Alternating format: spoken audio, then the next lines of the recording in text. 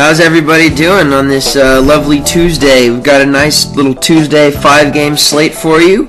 We'll try not to take up too much of your time. I think we've got Reader Hunt here. He's got some great analysis for you. He's definitely been putting in the work the last couple weeks, and I'm excited to hear what he has to say. So let's just start it off. We've got Denver versus Philadelphia. Philadelphia is starting to string together some wins, and Denver is starting to look like the worst team I've ever seen. Reader, what are your thoughts on this game? Just a couple injury notes. MC Dub is iffy tonight. Doesn't look like he's going to play. Left the game in the third quarter with 19 minutes left and didn't return. And today, Roto World says that he's probably expected not to play. Couple others are Darrell Arthur is questionable and Kenneth Faried. But jumping into it, assuming MC Dub is out, I actually really like Covington because with both MC Dub and Roten out, his usage rate goes from 20 to 30.1. So as we saw in the fourth quarter yesterday, he really took advantage of MC Dub not being in there, having 12 points. And in the first three quarters, only had 6 points total. So hopefully he should hit value at 25 pretty easily. What do you think? Yeah, that 5,100? I think just 5K. Just an even 5? Yeah, I like Covington. He's sneaky. He's a sneaky player. Obviously, he had that steal total that he's not going to replicate again. But, I mean, you look at this, without Michael Carter-Williams, and this guy jacks up a lot of threes, Denver doesn't defend the three very well. Denver doesn't really defend anything very well. This game is really interesting to me. There's just a ton of fantasy point concentration on both teams, and both teams are pretty horrific on the defensive end. So I'm gonna pilfer a lot of players from this game. I'm just gonna try and snag the value where I know it's gonna become. I think there's a lot of concrete value in this game because the over/under is 192, which is pretty low for a Denver game. But I mean, we've seen how they've been scoring recently. It's been pretty abysmal. But I just think that there's a lot of options in this game where people are pretty much guaranteed fantasy points due to the lack of quality, the lack of competitiveness in these teams, and the lack of depth on both teams. I just think there's going to be a decent amount of guys to target from this game. And Basket Monster providing us with the value and the ratios that we use. They're like in Mr. Nurkic tonight against Philly, and Philly's pretty awful against centers. They're pretty bad against every position. So you guys go for it. Look up, do your research, and figure out who you want from this game. I'm liking, if Kenneth Faried plays, Philadelphia is the worst against power forwards. Denver's not very good against power forwards either. I think Nerlens Noel could be a very sneaky play tonight. His price is still pretty cheap. I think Nerlens Noel could be in line for a good game. If Darrell Arthur and Faried are out, I think you're exactly right. And maybe not. Maybe if they are playing, but Yeah, and if Faried plays against this team, I'm gonna give Faried some exposure. A guy with that much upside playing against a team that doesn't even box out, I just think he's gonna have an absolute field day. If Kenneth Faried plays, I'm gonna expose myself to the manimal, which is not advised at all times. But when in certain smaller slates like today, I think Faried makes a pretty perfect contest play in small slates. Asterisk. But yeah, that's anything else you got for that game? I think Covington is kind of my number one guy. Yeah, I am absolutely plugging Covington into my lineups. Assuming MC Dub is out, of course. And that usage rate statistic is really crucial because in this business, usage rate is the most important. It just means like what offense flow, and if 30% of the offense is flowing through your hands, that's going to shape up for some good fantasy point totals for Mr. Covington. So hopefully that stat remains true today without the Michael Carter-Williams. And then that's about wraps it up for that game. Let's go to Miami versus Detroit. Detroit's a 4-point favorite, 185 over/under. I'd be surprised if this gets over. I think this is going to be a low scoring game. What are you thinking about this one, Gerbs? Yeah, there aren't too many people I'm looking at from this game. Luol Deng, the Heat beat writer, tweeted out and said Dang anticipates a return tonight against the Pistons. Oh, wow. And again, I was kind of doing some NBA Wowie stuff. They're really good over there with their usage rates and dates, and you can take people in and out. And I found that since December 27th, which is when Whiteside really came onto the scene, got meaningful playing time, so a little over a month, when Wade is out, the usage leaders are Chris Bosh at 32 and Luol Deng at 25 and Whiteside at 23. When Deng is out and Wade is out, Bosch's usage rate is 40 and Whiteside's is 28. So a little bit less, it looks like, tonight, from 28 to 23 with Deng coming back. Does that worry you at all? Not as much. I'm not necessarily going to target that many players from this game as it is. Luol Deng, if he's healthy, and what's he priced at right now? Around 5K? I can check that for you. Let me see. Luol Deng is, I'm sorry about that. Yep, 5K exactly. Yeah, he's an even 5K. If he plays and there's no Dwayne Wade, I'd pay 5K for a Luol Deng, especially against a Detroit team who does not defend small forwards very well whatsoever. And then on the Detroit side of the ball, I mean, you've got Drummond, you got your Monroe, but Miami, the last couple months with the addition of Whiteside to the starting lineup, look, they're locking down big guys. This guy is playing some excellent defense. This guy's worth his weight in gold right now for this Miami Heat team. And he seems like he's sort of giving him some energy, keeping him afloat right now. I'm not going to go with Monroe or Drummond, although both of them could easily have a great game, just because Miami's number one against the power forward in the center over the last several weeks, and I just don't want to mess around with trying to predict those games. DJ Augustine's worth a look. He's projected, I believe, on the Monster. What's he projected? 33, 34? He's in the mid-30s, and DJ Augustine priced around 6K. Look, the guy, he had a really bad game against Philadelphia, but that was just weird things happen against teams like Philadelphia. They really do. And then you've seen his last 3 out of the last 4 games have just been oozing value. So I'm gonna have some decent exposure to DJ Augustine tonight. Even though Miami, his value consistency column is near dead last.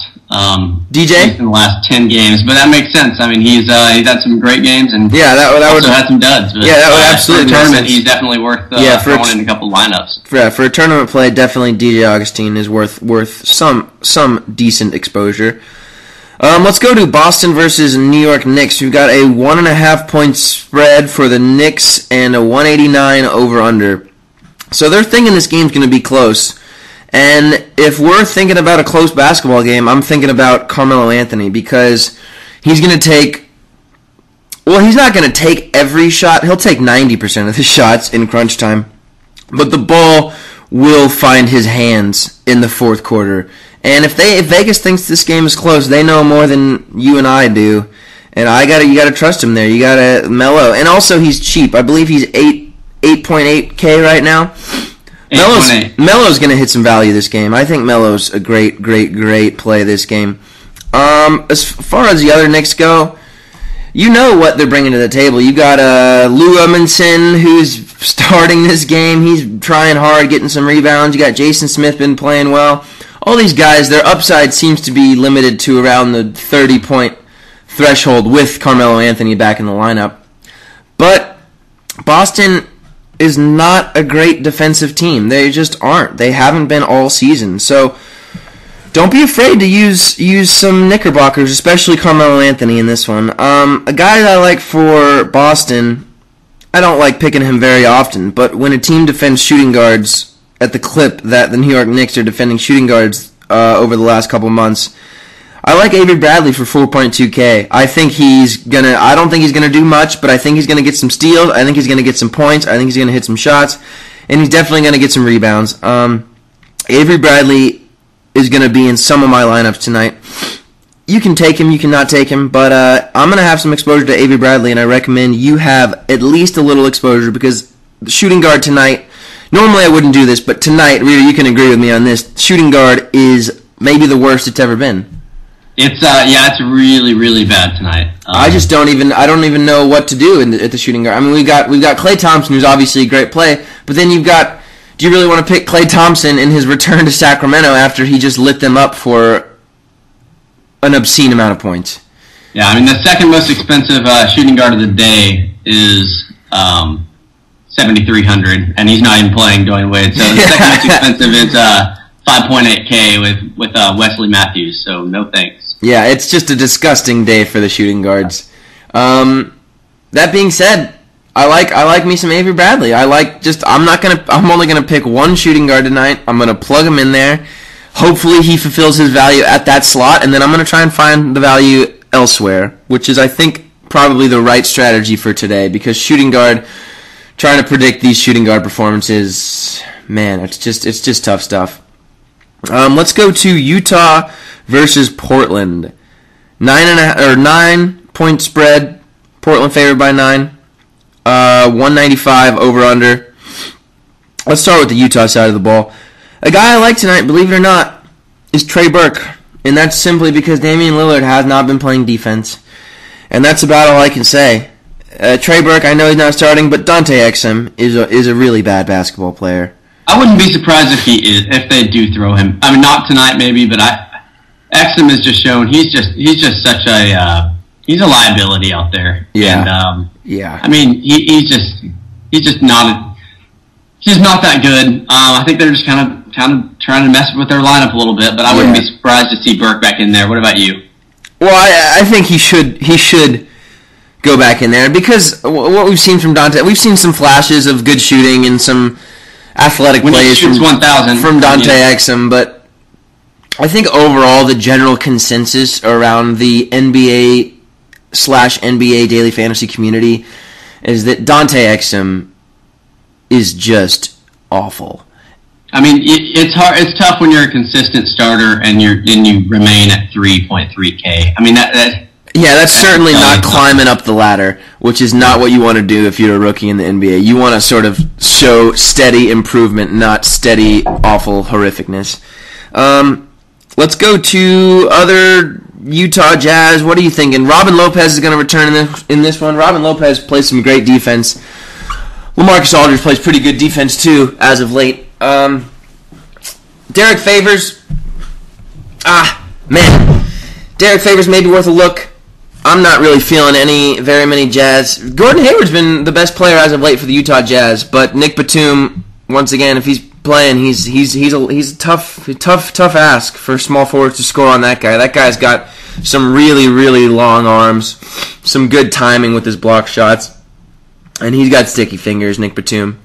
And Nick Batum also focuses 100% of his energy on the defensive side of things, because he just doesn't score. I mean, he's not a factor. He's not a part of this offense anymore, and it's sad. I miss the days when Nick Batum was getting 18 points a night, but those days are long, long gone. So let's go to the Portland side of the ball. How do you feel? How are you thinking about LaMarcus Aldridge in this one, Reader? You know, he burned me. I have the recency bias on him, but he's put up he's been really good since he's been back.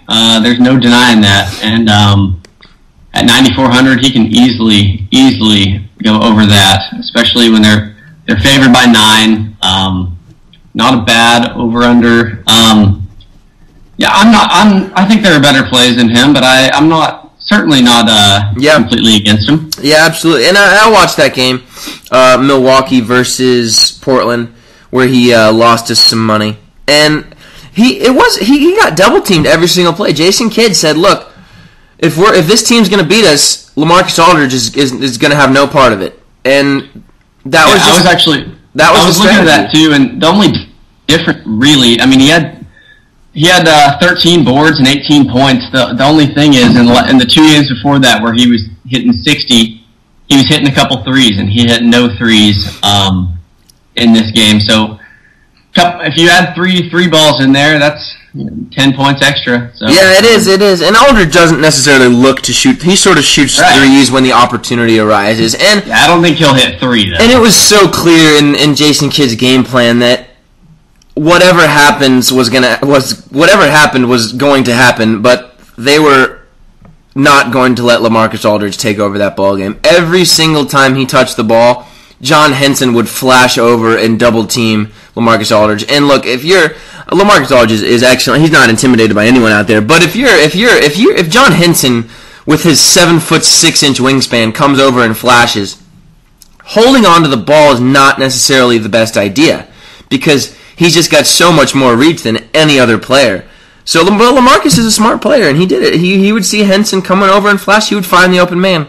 They would run their offense, but just not through him. But Portland's offense is at their best when they run it through Aldridge, and so that was just a good coaching decision by Jason Kidd, saying, "Look, you guys you can beat us, but you're not gonna. This guy's not gonna beat us." And that team's been pretty impressive. Yeah, they've been playing some great basketball. But other than that, Wesley Matthews, Nick Batum, I think with the Portland guys, I would stick with what you're gonna get. The Aldridge and the Lillard. I don't think it's worth the risk tonight, especially when there's so much value to be stolen from this Denver-Philadelphia game. That's about it for that game. I think Portland's gonna win that one. But Trey Burke. What are your thoughts on Lillard? Utah's been 8th best against point guards in the last 20 days. Do you think that slows down Lillard at all? I don't think so. I don't think Lillard necessarily gets slowed down by anyone. No. I think he's going to play at his level, and whatever that defense decides to do with it, we'll see what happens. But Damian Lillard just plays at such a high level night in, night out. He's borderline matchup proof. Yeah. Golden State at Sacramento. Anyone feeling Klay Thompson? Anyone want to roll the dice and get another guaranteed check from Klay Thompson? That was just an unbelievable day. Let's go DeMarcus Cousins. He's going to be in my lineups, guys. Golden State, they defend pretty much every position. They don't defend the center that well. DeMarcus Cousins is the best center in the basketball game. He is unbelievable. And if this game can just stay moderately close and we can get a DeMarcus Cousin full game, I think we're going to see some astronomical, just other galaxy type numbers. And Basket Monster's on it. Basket Monster has him projected for 59 fantasy points. Actually, that's 57. Ours are a little bit adjusted, but on the standard, 58. So 58 right there. Fantasy points. Either way. And I'm buying what Basket Monster's selling. Yep. I'm buying that all day. Yeah, I was looking at it. Golden State also in the last 20. They've been they're bottom 5 against centers, and they're bottom 3 against power forwards. So I don't know who's going to try and slow him down, but as long as they can just feed the ball inside, DeMarcus Cousins does not hesitate, and he is going to have himself. His shots might not go in, but I think he's certainly going to be chucking, which is what you sign up for. And it's obviously the highest total of the day by a country mile. Yeah, absolutely. You have to have some exposure to this game, and you do. As far as pace is concerned, they're both near the top. Yep. I mean, since the beginning of January, since January 1st, both teams are in the top 5 in pace. So that's why the over/under is probably as high as it is, but it should be a fast-moving game. It should be a fast-moving game. And look, the basic plays are there. You can pick Steph Curry, you can pick Klay Thompson, you can pick Darren Collison, you can pick Rudy Gay, you can pick DeMarcus Cousins. It's the standard picture there, and everyone seems to be pretty healthy from these teams. So I think that I don't really have much insight to offer other than the household names. You have any other guys you're looking at from this game, or is it just the standards? Really, just the standards on this one. What are your thoughts on Darren Collison today, though? I'm not thinking much about Darren Collison. They sort of have him perfectly priced in his in his range, and he's really tough to predict if he's going to exceed his value by about 10 points or if he's going to come short by about 10 points. Yeah. So if you're doing a cash game lineup and you've got around $6K for a guard position, slot in Darren Collison. But if you're building a lineup, I definitely would not insert him as one of your first guys to target. There's a lot of guys out there that are perfect for sort of filler, that where if you have an already solid lineup and you can slot in guys like a Flalo, maybe sometimes a David West in cash games, Darren Collison, if you can slot those guys into an already great lineup, then you have a great lineup. But if you're building your lineup around those guys, then it just gets a little sketchy. The consistency starts to slip a bit, and just things can happen. And if you're playing cash games, you don't want things to happen. You want their guys to hit their value, and you want to get out of there with a nice little paycheck. But contest lineup, pretty much anything goes. Whatever you're feeling, whatever you think's going to happen. And one of the most important things I've learned from doing this is the importance of just trusting your gut. When you start hesitating and start overthinking things, that's when you really, really make mistakes. But when you see a good matchup and the minutes are there and you're feeling good about it and you go for it, good things usually happen. Good, and it's the same way with life. If you can just think yourself out of things all day, you can sit on your couch and just think about what you're going to do all day. But unless you actually do something, and if you make a mistake, you learn from that mistake. But unless you do things and go with your gut and start trusting yourself, that's what this is about, really. This Daily Fantasy is about thinking that you know more than the other person and backing it up with data and going with your gut and just getting freaking fired up about the players. It's just so fun to do. It really is amazing stuff. That's about it for me. Reader, you got any other words of wisdom for our few listeners? What are your I forgot. I don't know if I know we touched on it a little bit earlier, but how many shares of Klay Thompson are you gonna be going with? Because looking at shooting guard, he's by far and away projected the most value, and so the opportunity cost of not having him could really be significant if these values pan out. What are your thoughts? Well, I would just like to say that it's tremendous having an econ major on the podcast talking about opportunity costs and value ratios, and it's really nice to have a math guy. But no, I'm going to pepper Klay Thompson in there for sure. I'm not going to have him in all of them because he's pretty pricey, but I am going to have him in some. I might throw in a LaMarcus Aldridge, Klay Thompson, Steph Curry lineup and just watch it not cash. Yeah. But yeah, so Klay Thompson obviously heads and shoulders above any other shooting guard today. So he's not a bad. I'm glad you mentioned that. It is not a bad idea to build your lineup around a guy like Klay Thompson and pay up for him initially.